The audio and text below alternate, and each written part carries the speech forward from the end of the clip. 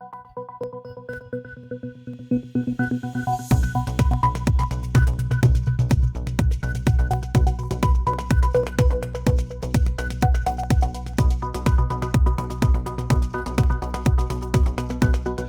morning and welcome to COVID-19 Talk with local health authorities. With us is Dr. Maria Rivera, representing Harris County, Dr. David Persse, representing the city of Houston. Special thanks to Kathy Finninger, past president of Rotary Club of Houston, and Morgan, our producer. I am Stephen Williams, director of the Houston Health Department. Let's get going because I have several questions from last week. Results indicated infections may have been 4 times higher than viral tests previously revealed from the Kinder Institute. So I'll take that. So that we've seen this speculation, and we don't know how many times higher the infections are, but they're certainly higher than what the viral tests have revealed. And that's because, well, first of all, you have to understand 40% of people who are infected have no symptoms, and so for a large degree, they don't go and get tested. And then a lot of other people have minimal symptoms and they think it's their allergies, they think it's something else. And so the number of tests that were positive is a tremendous underestimate, but we don't know exactly how much. Now, we've done some prevalence studies to find out and make some guess, and that's probably where this 4 times level comes from. Okay. Pre-infection treatment with low-dose aspirin, 75 milligrams, might have a beneficial effect on COVID-19 risk. That comes from a journal. Have y'all heard about that one? Gotcha. So one of the things that we know about COVID-19 is that it can make you more prone to have clots, and it can make you more prone to have strokes. And so there has been some studies that are looking at aspirin, and specifically baby aspirin, to see if that decreases the risk and makes symptoms a little bit better, perhaps can prevent some of these clots or other issues that can come with COVID-19. So I'm assuming that that's what this quote is referring to. But I'm assuming that even before COVID, some doctors were recommending that folks take baby aspirin. Yes, and so if you're at high risk for potential cardiovascular disease, stroke, heart attacks, then a lot of doctors will recommend that you just take a baby aspirin every day as protection. Texas is the 3rd least aggressive state in combating COVID. Kinder Institute Urban Edge blog. Why?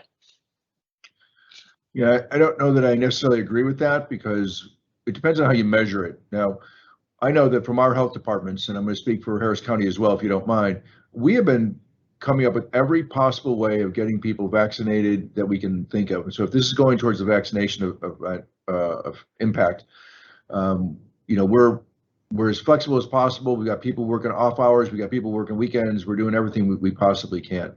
Now, the other thing, though, is that we do have a large proportion of our population here in Texas who doesn't believe that this is real and have no intention of getting vaccinated. So depending on how you measure it, maybe why the Kinder Institute is saying that. But least aggressive suggests our intent and our desire, and I would argue that. Yeah, I completely agree. And I think that perhaps the Kinder Institute is also just looking at what some of the mandates have been at the state level, because we know that there's been a lot of mixed messaging coming out of the governor's office that is different than what may be coming out of local health departments. And so I completely agree with Dr. Persse. At least in the city of Houston and in Harris County, we've tried to be as aggressive as possible to decrease the rate of transmission of COVID-19 and now to vaccinate as many people as possible as well. The blood thinner, heparin, can reduce the virus' ability to attach itself to human cells and infect them.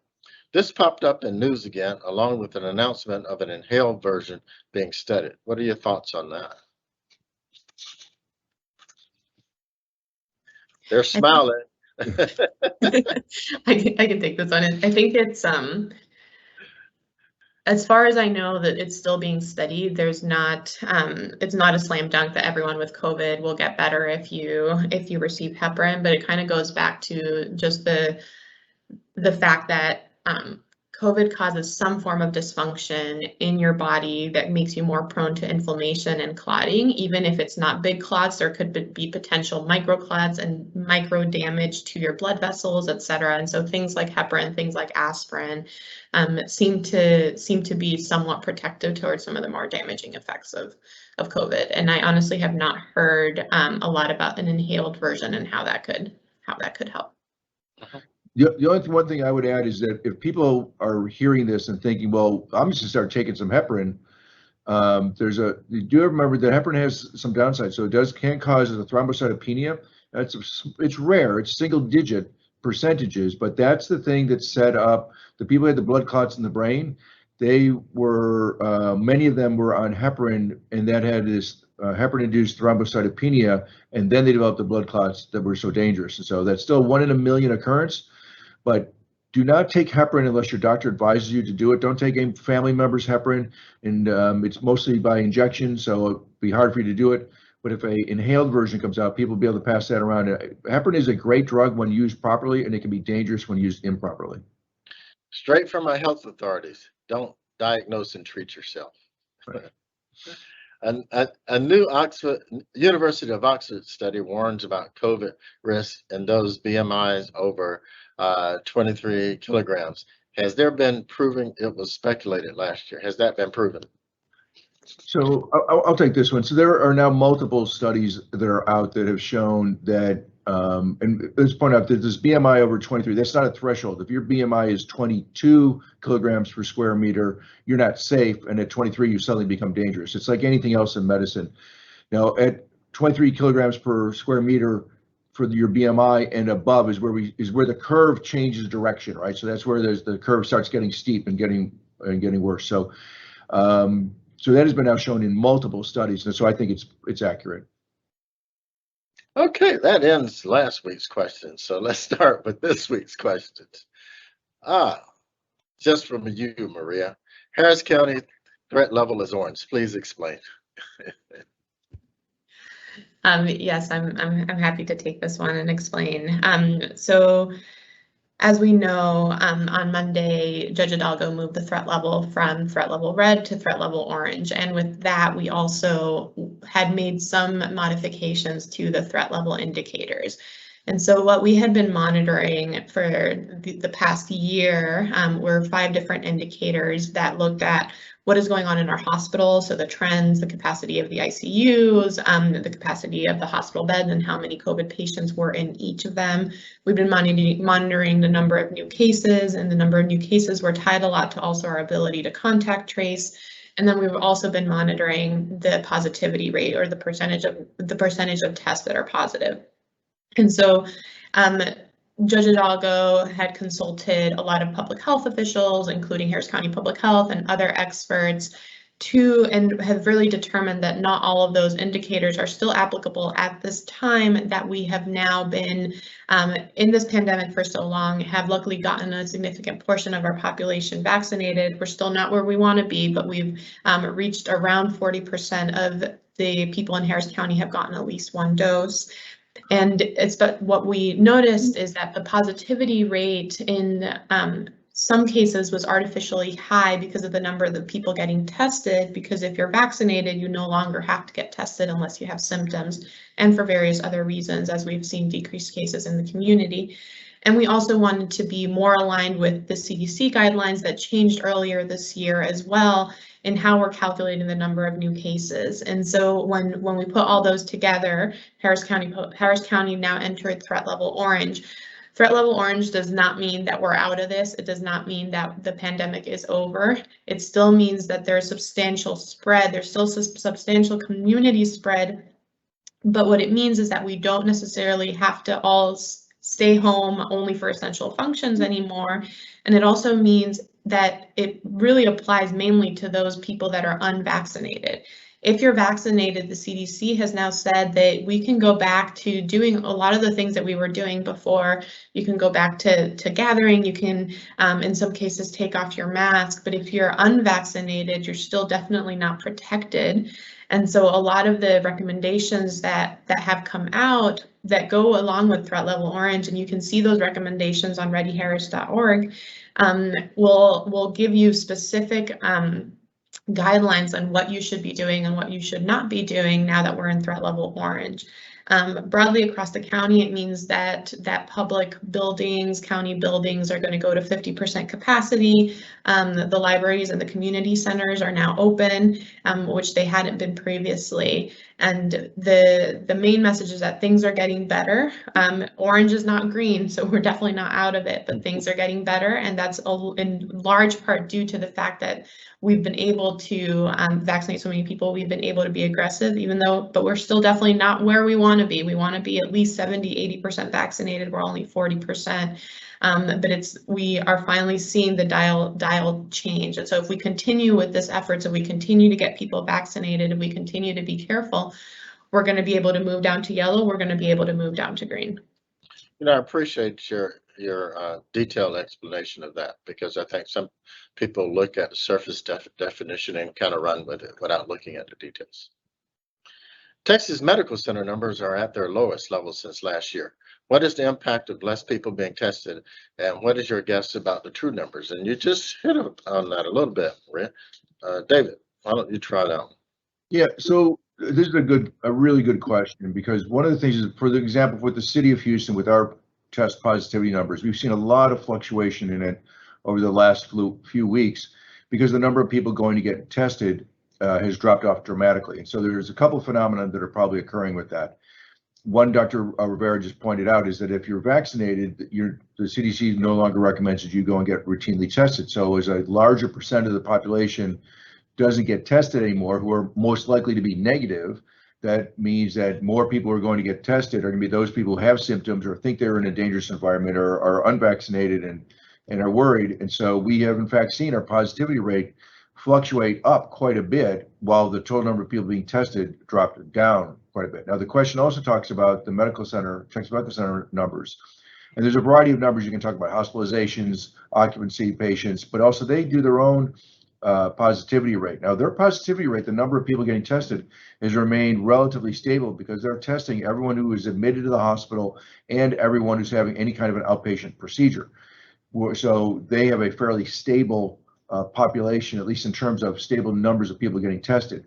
And their numbers have been gently drifting down as well. Now, you got to also remember that's a little bit of a biased community, because those folks are people, if they know they're sick, they're not going to get it. I mean, if they know they're sick, they're not going to get an outpatient procedure. So they wind up not even getting tested. They wait until the illness is over. So if they know they got COVID through some other means, even just clinical diagnosis, they tend to not get diagnosed. So they've been in the 4%, the 4-point-something% range, and has been gently drifting down. And I would suspect that probably is fairly reflective of what's going on in the community in terms of the direction of their curve. Now, their number, I think, is lower than if we actually were to do a random sample in the community. I think it's lower than what we would see.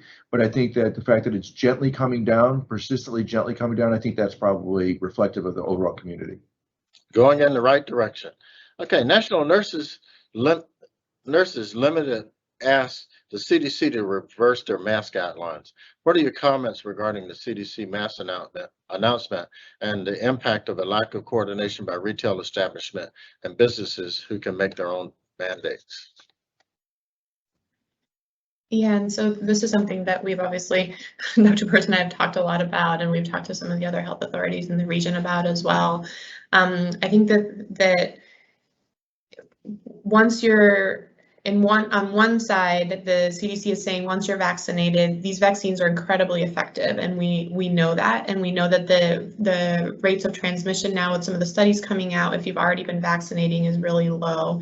What does happen though is that it puts the onus on local businesses, like this person mentioned, specific local governments, to try to sort out how to implement this rule. And it's very hard to implement. It's very hard to, especially in the state of Texas, with some of the mandates that the governor has made, it's hard for us to discern who's vaccinated and who's not vaccinated. And so I think in general, our recommendations are still, if you're unvaccinated, you definitely should wear a mask. If you're vaccinated, in a lot of cases, it's okay not to wear a mask, but if you feel more comfortable masking, if you have young children, then it's still completely appropriate to continue to wear a mask.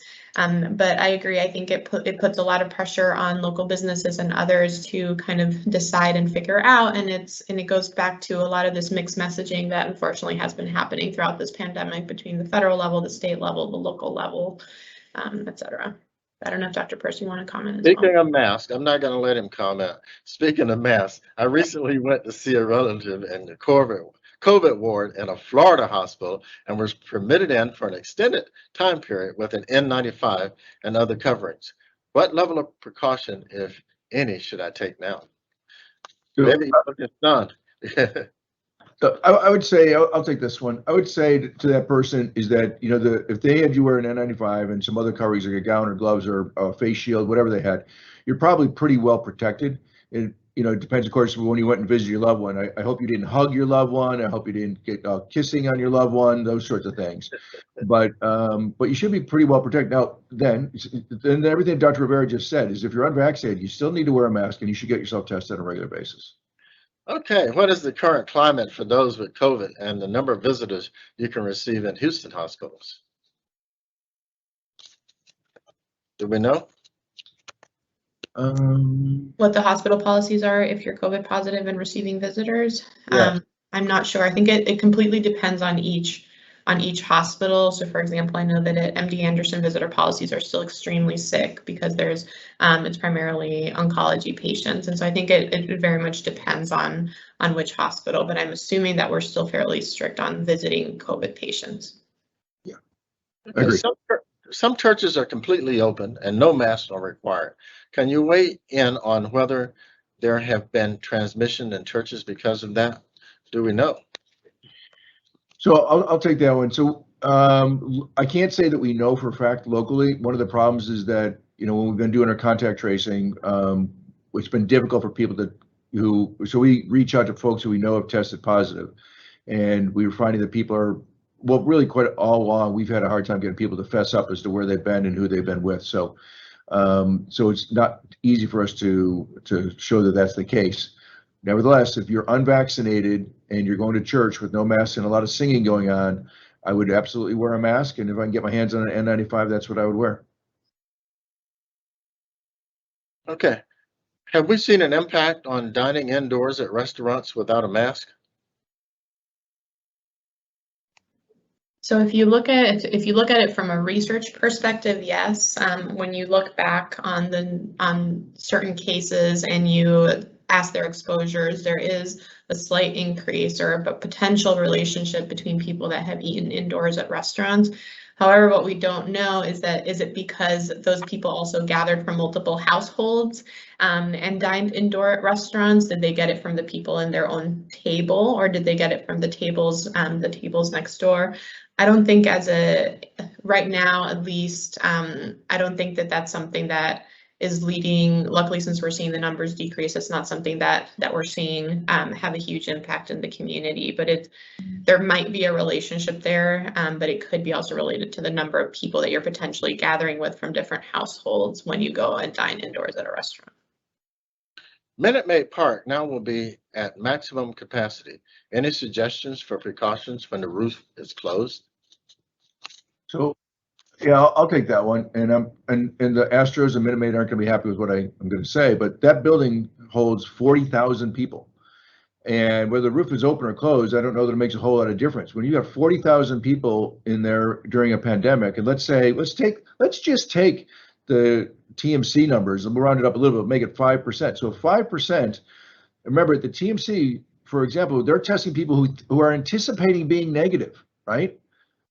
If people think they're positive, they're already clinically diagnosed, they're probably not getting tested because these people are being admitted, or the ones with the elective surgery. So whatever the percent is, it's single digit.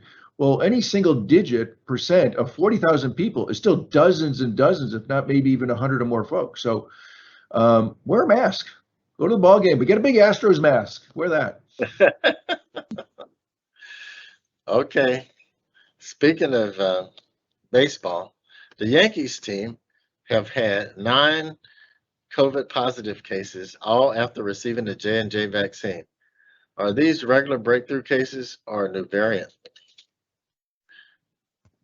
So I don't know that they've released if they're variant cases or not, but we know that breakthrough cases can happen. And at least from my understanding, there hasn't been one specific variant that is tied to all the breakthrough cases. There's still several variants that could be causing the breakthrough cases, and even the non-variant, the original SARS-CoV-2 virus. We know that the UK variant is the dominant variant now in the community, and so it wouldn't be surprising if the UK variant is the one that starts showing up more, just because it makes such a large percentage of the cases that we're seeing. But I don't know exactly if the Yankees cases have been linked to a specific variant. Dr. Persse, I don't know if you know. No, I know nothing more about it. Mm-hmm. Are they truly breakthrough cases? You said we don't really know that, right? I believe that there are truly breakthrough cases because it was more than 2 weeks after vaccination. Pfizer produces much stronger protection if doses are months apart, according to the research from the University of Birmingham and Public Health of England. Antibodies are 3.5 times higher when given after 12 weeks. Valid option? So I'm reading these questions. Yeah, so I'll take this one. So, this was something which, in fact, the Pfizer found, and it was not expected, but it does appear to be the case. The couple of things come into this decision, though, that somebody's asking is that you're now extending the amount of time that you're only protected with 1 dose. And while 1 dose gives a fairly high level of protection, it doesn't give you total protection. So the trade-off by getting vaccinated later is that you have a larger window where you're only protected with 1 dose. And we know that when you get 2 doses, even at the 3 weeks apart, you get a really significant level of protection, such that while you may get even more protection at 12 weeks, I don't know that it really makes, I don't know that it's going to make that much difference. And if it really equates to the increased risk you have with only 1 dose. Kind of a complicated, convoluted answer, but anyways. Okay, we'll try this one. Are police and fire staff required to get a vaccine or keep a mask on? All right, I'll take that one. So the mayor just updated our administrative procedure for the city. And firefighters, we do not mandate the firefighters and police officers get vaccinated. It's offered to them. It was made available to them early on. As you may recall, in the beginning, they had priority, and so it was made available to them. And a lot of the hospitals helped us get it to them when vaccine was hard to get. So it was available to them. The new administrative procedure for the city for police and fire, and just the city only, says that when they're in a public-facing encounter, when they're talking to the public, they're expected to have their mask on. Okay. I'm intrigued by the plant-based COVID vaccine. Have you heard about this? So I'll take that. I did hear about this, and it is coming out of California, actually. I think it's the University of San Diego, UC San Diego, and they're finding a protein that's in plants that is similar to the spike protein. And so they're trying now. A phase 1 trial has been done. They're waiting on phase 2. And remember, phase 1 is strictly a safety. They test less than 100, maybe 20, 30 people to make sure that it's safe. And then phase 2 go to larger. So it's really early on. The one concern I have about this is that what we're finding with the variants is that in order for the vaccine to be pan protective, it protects against multiple different variants. It needs to be it needs to have the ability to very closely mimic the spike protein. And it'll be interesting to see if this plant-based protein is close enough to provide that level of protection. It's a great, interesting way to look at vaccines. Never heard of it before, but gotta wait and see. Dr. Nicole Safier in New York City says getting COVID is just as robust as vaccines. Accurate? We didn't agree with that last time, did we? No, what we know and what the studies are showing is that if you've had COVID-19, you'll have some protection, but the protection that you receive from the vaccine typically will last longer than if you just have COVID-19, the actual virus.